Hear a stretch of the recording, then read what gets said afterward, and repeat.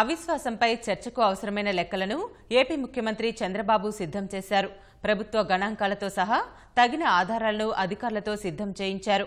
రాష్ట్రం నుంచి పన్నుల రూపంలో లబ్ధి పొందుతున్న కేంద్రం విభజన హామీల అమలులో ఏ విధంగా అన్యాయం చేసిందో తెలిపేలా సవివర నివేదిక రూపొందించారు.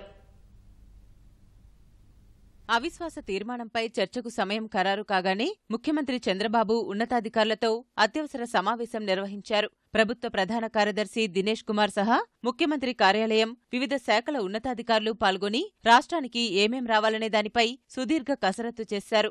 ఆర్థిక శాఖ కార్యదర్శి రవిచంద్ర నివేదిక ఆధారంగా ఎంపీలు ప్రస్తావించేందుకు పలు కీలక అంశాలతో సమగ్ర నివేదికను సీఎం రూపొందించారు.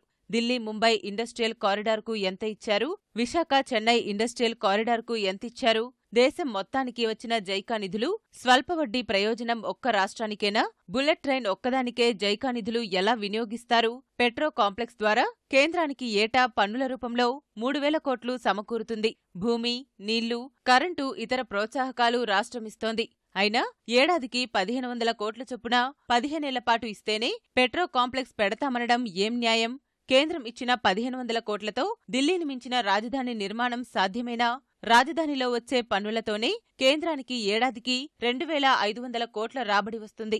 అయినా ఎందుకిలా నిర్లక్ష్యం చేస్తున్నారు? ఇలా వివిధ కోణాల్లో ఎంపీలు పార్లమెంటులో ప్రశ్నించేలా సమాచారం రూపొందించారు.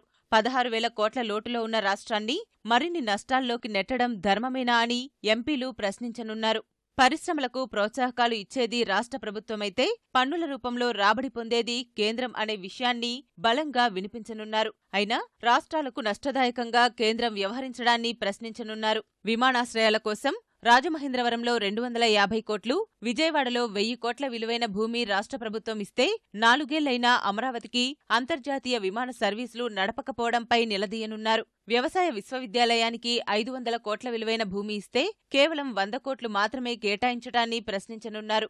National institute of disaster management పెడతామని చెప్పి ఇప్పుడు దక్షిణ భారత ప్రాంగణమంటూ మాట మార్చడంపైనా గళమెత్తనున్నారు. పోలవరానికి సంబంధించి 2,200 కోట్ల బకాయిలు, DPR 2కు ఆమోదం అంశాలను లేవనెత్తనున్నారు. ఆర్థిక లోటులో 12,000 కోట్లకు కోత పెట్టడాన్ని ఎండగట్టనున్నారు. కేంద్రీయ విశ్వవిద్యాలయం చట్ట సవరణకు 4 ఏళ్లు పడితే గిరిజన విశ్వవిద్యాలయానికి ఇంకెన్నేళ్లు తీసుకుంటారని ప్రశ్నించనున్నారు. కామన్ కేటగిరీలో ఏపీకి ఎంతిచ్చారు, ఇతర రాష్ట్రాలకు ఎంతిచ్చారు, విభజన చట్టం కింద ప్రత్యేకంగా ఏపీకి ఎంత రావాలి, గత 4 ఏళ్లలో ఎంత ఇచ్చారు లాంటి అంశాలన్నీ ఇచ్చిన సమయంలోగా వివరించేలా ఎంపీలను సన్నద్ధం చేస్తున్నారు.